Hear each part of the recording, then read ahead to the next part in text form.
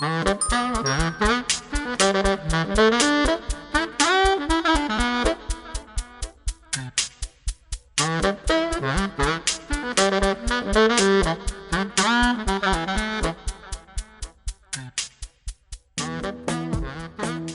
notre conviction, elle aurait pu être résumée dans une phrase de l'historien Théodore Zeldin. Je rappelle que c'est notre grand parrain. Il a dit beaucoup de choses, mais il a notamment dit que c'est par la relation entre une personne et une autre que l'on change le monde.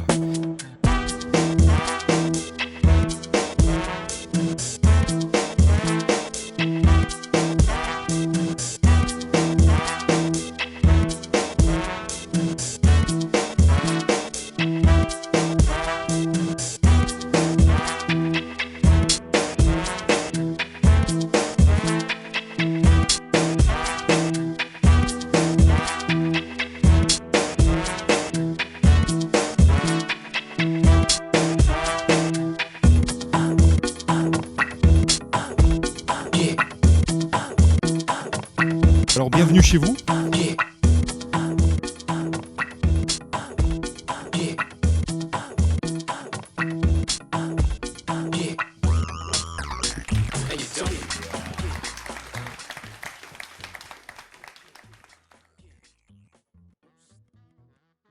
Donc, je vous propose de démarrer pour ce 17e rendez-vous en sciences humaines, avenue Centrale. Difficile de présenter Thierry Pacaud. Je pense que si vous êtes là, c'est que en grande partie, pour beaucoup d'entre vous, vous connaissez ses travaux.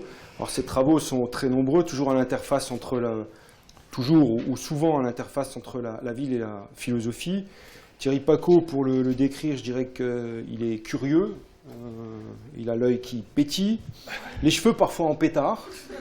Il est libre, c'est rare, il explore, c'est tout aussi rare, il analyse, il habite, un terme qu'il aime beaucoup, et puis parfois il existe le monde.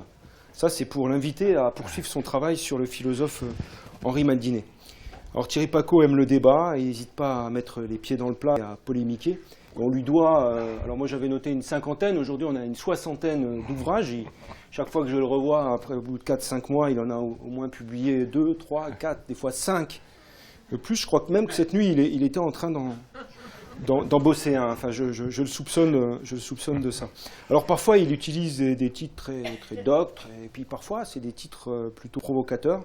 Alors je vous en donne quelques-uns. La folie des hauteurs, pourquoi s'obstiner à construire des tours?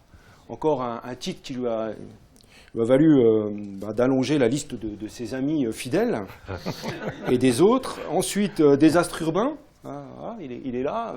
Je vais faire mon pivot, il est en vente à la sortie, mais il y a que 2 ou 3 exemplaires. Donc, mais il faut dire le sous-titre. Alors, aujourd'hui, je suis sous pression. Les villes meurent aussi. Ensuite, pas ensuite, mais parmi les titres un peu provocateurs, le voyage contre le tourisme en 2014 et une foultitude d'autres titres. Alors nous, on a choisi de l'inviter aujourd'hui pour nous parler de ce qu'il a qualifié les oubliés de la fabrique de la ville. Et ces oubliés de la fabrique de la ville, alors c'est peut-être vous toutes et vous tous, mais c'est surtout les enfants. Et sa réflexion, il l'appuie, et ça c'est intéressant avec Thierry, parce qu'il est à la fois dans la réflexion et aussi dans des formes d'action et de pédagogie, sur une exposition dont il a été le commissaire à Dunkerque, donc la diagonale qui nous ramène un petit peu vers le nord-ouest. Il a été commissaire et il a aussi produit un ouvrage sur la ville récréative. Alors, je suis obligé de lire le sous-titre. Enfants joueurs et école buissonnière sous la direction de Thierry Pacaud. Et je sais que ce thème intéresse un certain nombre de collectivités qui sont présentes, de communes, de villes qui sont là avec nous et qui auront peut-être envie de poursuivre la réflexion. Tu sais aussi que notre grand témoin ici, c'est Théodore Zeldin, avec lequel tu partages presque la coiffure, mais en tout cas parfois des éléments de réflexion et notamment cette notion d'art de la conversation. Donc une demi-heure, 5 minutes avant, il y aura un petit bruit, donc ça te laissera 5 minutes pour boucler, puis après tu seras livré à la foule en délire dans ces questions, et ensuite, comme tout se termine toujours par un bon repas, on aura la chance d'aller déguster un petit buffet ensemble, et puis de poursuivre cet exercice de conversation. Voilà, sois le bienvenu chez toi, ici, à la MSH, dont le directeur, Laurent Bègue, qui est là, qui a été présent pour 16 de nos 17 rencontres, je crois. Donc c'est quand même pour un directeur assez rare dans nos institutions françaises. Je tenais à le souligner. À toi, Thierry. Merci, Luc. Bonjour à tous. Je suis ravi de pouvoir exposer cette idée de la ville récréative. Évidemment, le titre est évident, enfin tout le monde le comprend. Mais depuis la publication de ce livre et cette expo, j'ai été contraint d'élargir la question des oubliés que sont les enfants à l'ensemble des territoires urbanisés en France, parce que dans les débats, on me disait, mais alors, quid des enfants dans les lotissements pavillonnaires, quid des enfants dans les banlieues de la région parisienne, etc. Et effectivement, les enfants en ville, c'était un peu restrictif. Alors, on a tous des souvenirs d'enfance, enfin, peut-être moins les plus jeunes d'entre vous, mais où on embellit, on enjolive les choses, où on se souvient qu'on allait à pied à peu près partout, etc. C'est pas forcément vrai, mais dans notre tête, on a cette idée que la ville était un immense terrain d'aventure et qu'on a perdu un peu ça, que tout s'est normalisé, que tout s'est ségrégué, que tout s'est spécialisé, que chaque territoire a une finalité particulière, une fonction, et que finalement l'enfant n'est plus maître de son royaume. Il est cantonné devant l'écran de télévision, il est cantonné dans une aire de jeu que j'appelle un parking à enfants avec tout un grillage de protection autour, etc. Et donc, je me suis dit, peut-être que je livre mon enfance, sachant quand même que l'enfance n'est pas un moment de notre existence. Souvent on croit ça, mais grâce à Gaston Bachelard, on sait que l'enfance est un pays. Et non pas un moment, c'est pas un âge de la vie, c'est un pays, c'est notre pays natal. Et donc ce pays natal, c'est celui dont on aura toujours la nostalgie. Donc je voulais réfléchir à ce qu'était mon enfance par rapport à l'enfance des autres. Et donc du coup, je me suis intéressé à ce personnage qui existe, l'enfant bien sûr, on a tous été, il y en a autour de nous, mais surtout qu'il bénéficie de droits. Il y a une déclaration du droit des enfants qui a été publiée et ratifiée en 1989, mais qui avait un précédent en 1959 et un précédent, la Société des Nations, en 1924.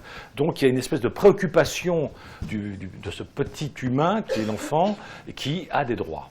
Et en particulier, il y a un article qui stipule qu'on ne peut rien faire qui concerne un enfant sans le consulter. Et là, je me suis aperçu que tous les adultes étaient hors la loi. Aussi bien les élus que les architectes ou les urbanistes, parce qu'on construit des écoles, on construit des aires de jeu, on construit même des chambres à coucher pour enfants, sans consulter les enfants.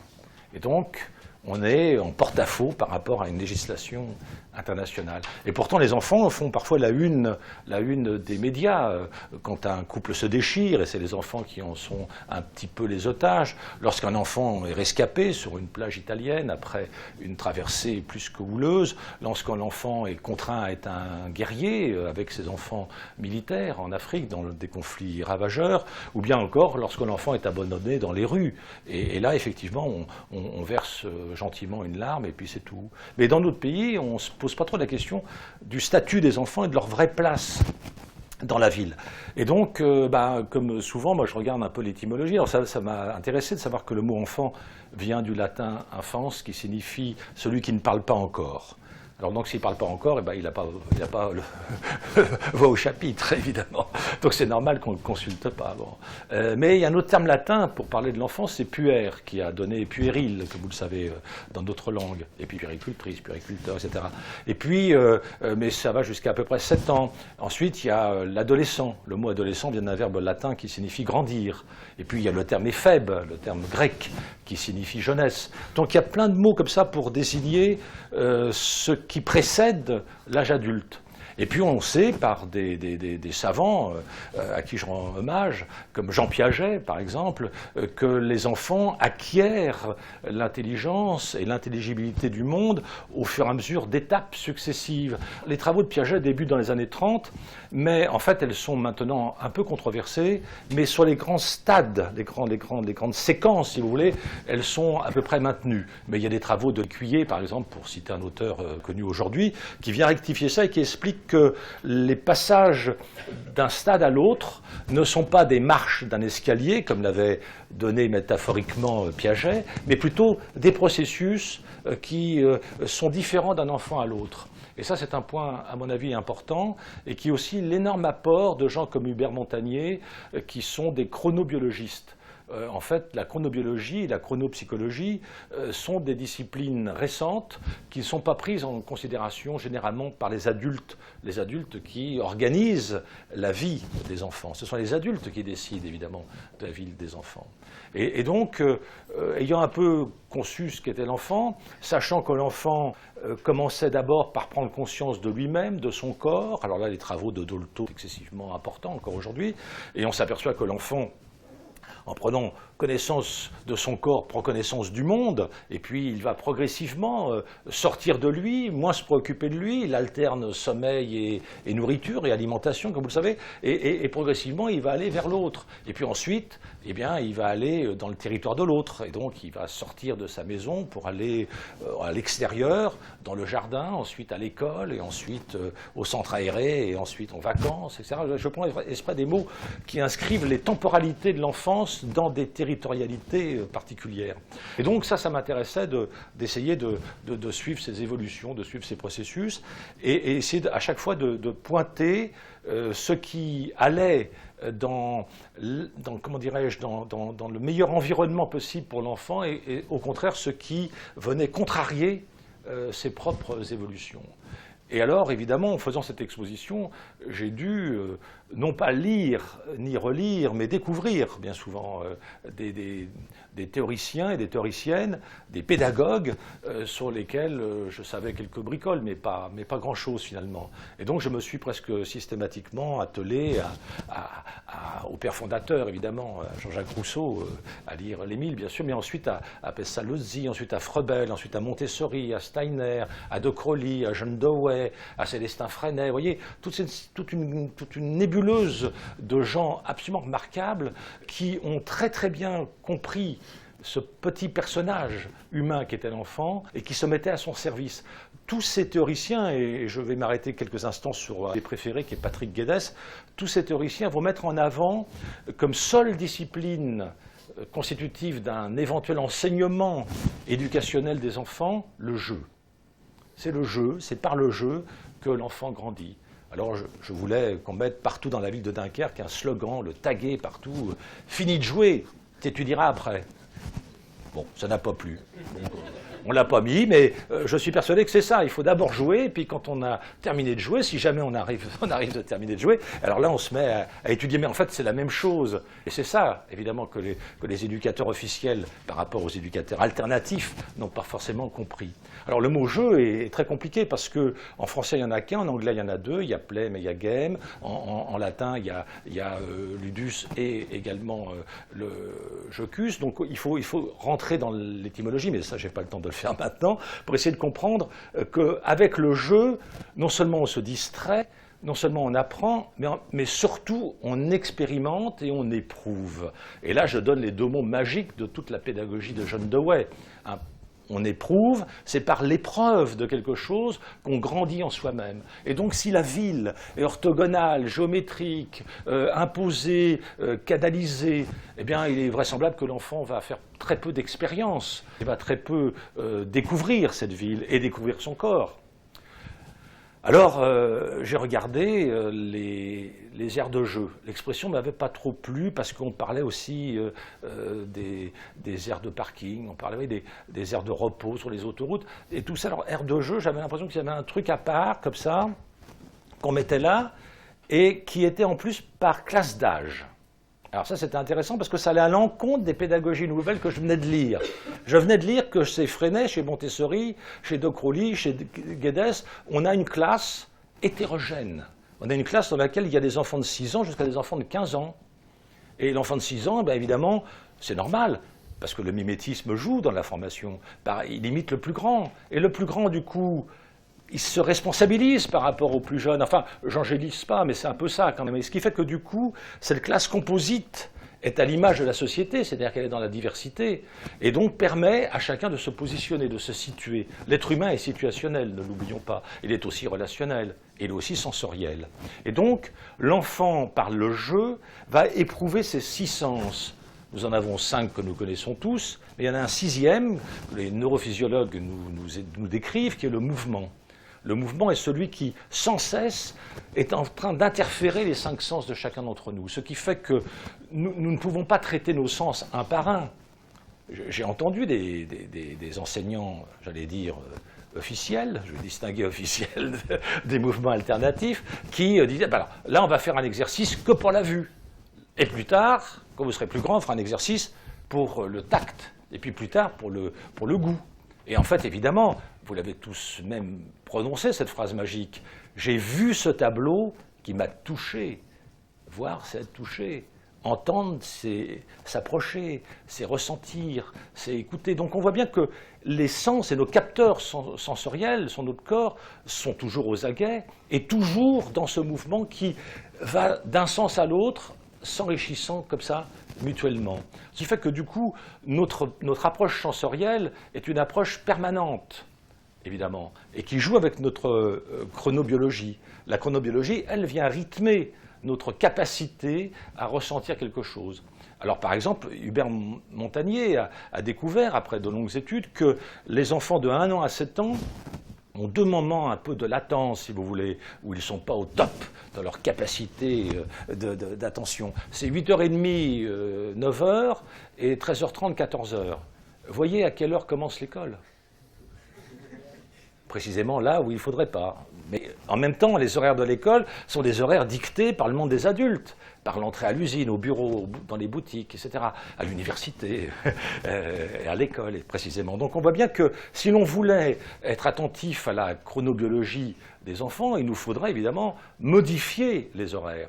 Et plus encore, peut-être si l'on voulait magnifier le jeu, eh bien considérer que l'activité principale est la récréation, et donc l'activité secondaire est l'apprentissage de quelque chose, si vous voulez. Du reste, le mot scolé en grec veut dire loisir. Scolé, c'est le temps pour rien d'autre que la connaissance de soi et d'autrui.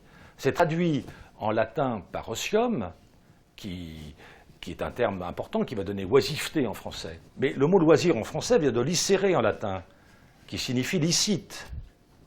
Nous, on est mal barrés. Le loisir chez nous, c'est quelque chose qu'on nous octroie, qu'on nous accorde. Pas quelque chose qui prime avant même qu'on se mette à travailler. Le mot travail envoie un instrument de torture. Bon, donc je reviens aux enfants. Les enfants, que je n'ai pas perdu de vue, ils ont ces 6 sens. Et dans les aires de jeu, malheureusement très normalisées, très normalisatrices, on ne va pas essayer d'aiguiser ces 6 sens.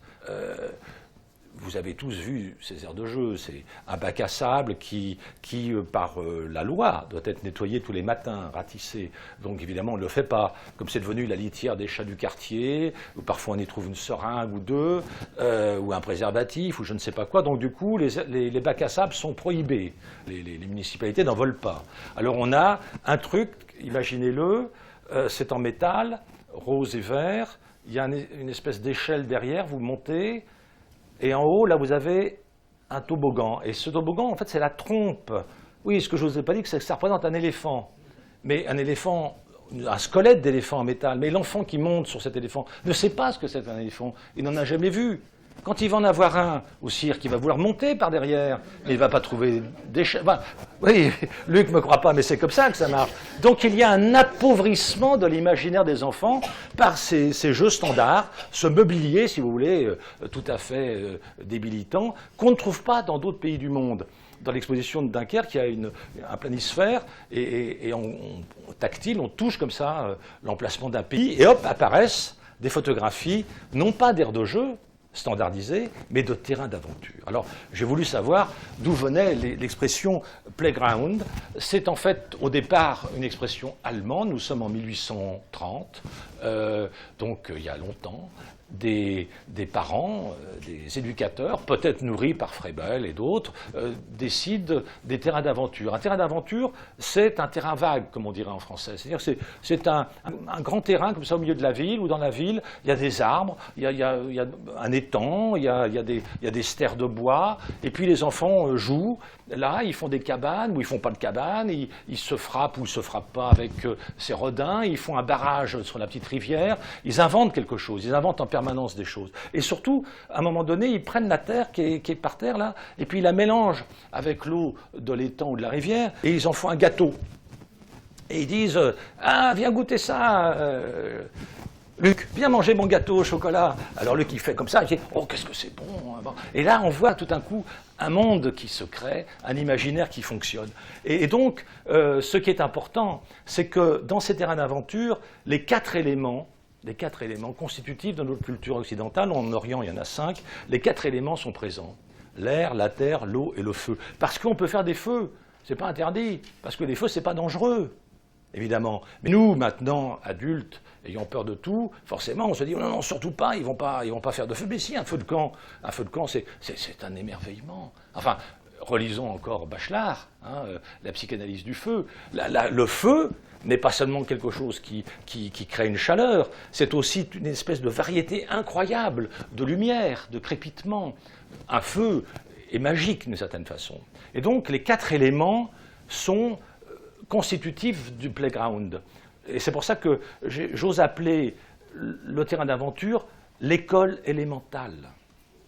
Il nous faut nous inscrire dans l'école élémentale et quitter l'école élémentaire, qui, elle, ne sert à rien. Et donc, il faut être dans l'école élémentale qui valorise, qui exalte, si vous voulez, les 4 éléments. Parce que les 4 éléments sont contradictoires en eux-mêmes. Et l'enfant apprend par là même la dialectique des choses. Il sait que l'eau désaltère mais peut noyer. Il sait que la terre nous nourrit, mais on y sera enseveli plus tard. Il sait que l'air nous permet de respirer, mais peut nous asphyxier. Et il sait que le feu, évidemment, nous réchauffe, mais peut incendier notre maison. Et donc, inconsciemment, sans le théoriser, comme ça, spontanément, rien qu'en jouant avec les éléments, il perçoit, il comprend que les éléments eux-mêmes sont dans des contradictions incessantes et répétées. Ce que j'appelle la dialectique du temps, si vous voulez. Et donc, l'enfant, en étant dans l'élémental, il prend conscience de lui-même. Et l'enfant, par tous les jeux qu'il invente, eh bien, accomplit sa mission, qui est de fabriquer des mondes. L'enfant, pour moi, est un faiseur de mondes. Il ne naît pas, un petit chiot, un chaton naît, mais un enfant vient au monde. Et il vient au monde pour faire quoi? Il vient au monde pour mettre son monde dans le monde des adultes, dans le monde déjà là. Et donc, si vous voulez, ce faiseur de monde, il a besoin d'une incroyable latitude de créativité. Il ne peut pas tout d'un coup dire « Ah ben, tiens, c'est l'heure, les 50 minutes de français sont terminées, maintenant je vais passer au calcul ». S'il est dans son affaire, s'il est dans son monde, du reste, combien de fois dans des écoles que j'ai visitées en préparant cette exposition, l'institutrice ou l'instituteur me disait « Bah là, il y a un tel, là, il y a un tel. Ah, et là, il y a le petit Luc, il ne faut pas le déranger, là, il est dans son monde. » C'est-à-dire qu'il est absent. Mais non, il est présent. Il est précisément présent à son monde. Et le mot présent en français est magnifique. Ce n'est pas simplement une donnée temporelle, le présent c'est un cadeau. Et donc, un enfant qui fabrique son monde est en train de fabriquer des cadeaux. C'est un distributeur de joie. Donc c'est un faiseur de monde. Et donc pour moi, un enfant, c'est avant tout ce que j'ai appelé un chercheur d'or. Un chercheur d'or, H-O-R-S. Il est un chercheur d'or parce qu'il est un chercheur qui recherche en dehors de lui, il recherche en dehors des autres, en dehors de l'école, en dehors de la ville. Il est toujours en train de, en cours de. Et ça, pour moi, c'est exceptionnel. C'est qu'un enfant qui est capable, en permanence, d'aller voir ailleurs s'il y est, alors il est sur le bon chemin. Sauf que ce que je suis en train de vous raconter, évidemment, est largement contrarié par le monde des adultes qui préfèrent, évidemment, un emploi du temps. Je ne sais pas si vous imaginez ce que c'est qu'un emploi du temps. Aucune des pédagogies que j'ai mentionnées, j'ai cherché, j'ai voulu, J'ai même écrit un article là-dessus, mais il n'est pas bon, enfin il n'est pas bon, il est pas mal, mais il ne répond pas à la question, c'est que je n'arrive pas à savoir à quelle heure on commence, à quelle heure on finit telle et telle activité. L'activité réclame le temps dont elle a besoin. Évidemment, ce n'est pas 1 heure de français, 1 heure de calcul, non. Quelles sont les disciplines les plus banalisées, j'allais dire, dans les pédagogies que je viens de mentionner chez ces pédagogues? C'est 2 activités, la musique et le jardinage. Alors pour Gueddès, c'était un peu évident parce que Gueddès, il crée une école avec sa femme pour leurs 3 enfants. Et puis du coup, ils en font bénéficier, j'allais dire, d'autres enfants du voisinage. Et sa femme est pianiste, et lui, il est professeur de botanique à l'université de Dundee à côté. Donc il a un grand jardin. Alors donc du coup, c'est matin, qu'est-ce qu'on fait? Quel est le cours matin? Ce matin, jardinage. Hop, on part. Il fait beau, les enfants ont la pêche, si je peux dire, s'ils sont dans le verger. Bon, bref, ils travaillent et puis ils passent la journée, ils rentrent et puis là ils se mettent au piano, ils écoutent le piano de Madame Gueddès et puis ils chantent. Et puis la journée s'est passée. Évidemment, s'ils rencontrent un enfant du village qui va à l'école du village et ils disent « nous on a fait jardinage et vous avez fait quoi ?» Ben nous on a fait la proportion, on a fait la guerre de 100 ans, on a fait, je ne sais pas quoi, une dictée, un truc comme ça. Voilà. Et là, évidemment, on est dans 2 univers totalement différents qui sont étanches l'un à l'autre. Alors évidemment, ce qui est intéressant, c'est de savoir ce que sont devenus ces enfants. Alors là aussi, on a des études, parce que c'est des écoles dont je vous parle, qui ont été créées en 1890, en 1905, en 1920, et on a 1, 2, 3 générations d'enfants qui sont passés par ces écoles. Et je peux vous rassurer, c'est des enfants qui vont tous bien. Sont tous même très à l'aise. Ils sont même assez brillantissimes lorsqu'ils reprennent la trajectoire scolaire obligatoire au moment de l'université. Donc il ne faudrait pas croire que trop de liberté entendue par les tenants du conformisme, trop de laxisme, empêcherait des enfants de grandir en eux-mêmes. Au contraire, cette disponibilité du temps dans l'apprentissage permet à chacun d'être à son rythme. Dans ces pédagogies nouvelles, par exemple, vous n'avez pas la notion de retard scolaire. Vous n'avez pas la notion d'échec scolaire. J'ai écrit un article sur l'histoire de la notion d'échec scolaire. J'étais sidéré de voir que c'est l'institution scolaire qui invente la notion d'échec scolaire. Imaginez que ceux qui doivent fabriquer la ville disent « on va fabriquer la ville inhabitable ». Ou que ceux qui doivent nous soigner à l'hôpital disent « on va fabriquer la maladie qui tue ». Vous voyez, c'est-à-dire que là, on invente l'échec scolaire alors même qu'on devrait essayer au contraire, sans cesse, d'être dans une logique du toujours mieux, si vous voulez, et non pas du toujours plus. Alors, la ville récréative, évidemment, elle n'existe pas, mais on peut la rêver. Et donc, c'est une ville piétonne. C'est une ville piétonne ou à bicyclette, c'est une ville à petite vitesse, pour le dire autrement.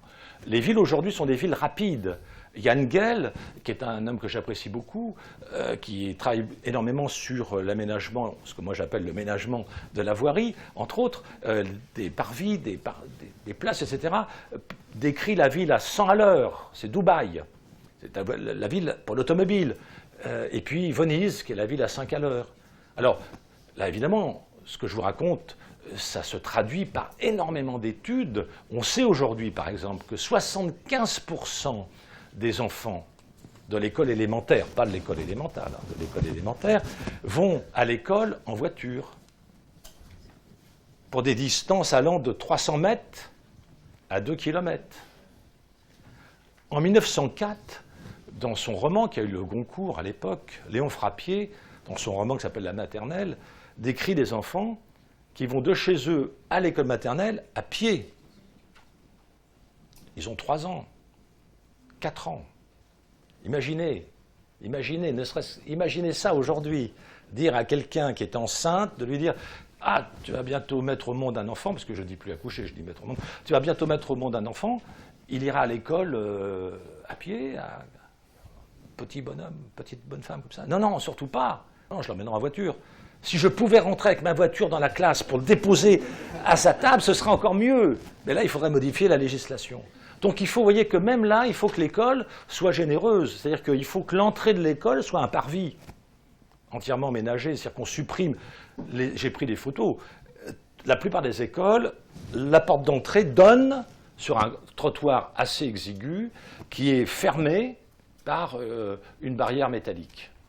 Bon, bah ça, c'est déjà une aberration. Tous les enfants, et c'est normal, sortent de l'école comme ça, en une flopée désordonnée, et puis crient, s'égosillent. Et là, tout d'un coup, ils butent contre ce truc, parce qu'il ne faut surtout pas gêner les voitures. Alors moi, je supprime la barrière, je supprime les potelets, que j'orthographie toujours LAID, et puis, là, du coup, je fais un parvis, une énorme place, avec un autre revêtement du sol, un dessin d'enfant, pourquoi pas avec des tas de couleurs, pour dire, attention, là, il faut faire gaffe, il y a des faiseurs de monde qui arrivent. Je vous remercie.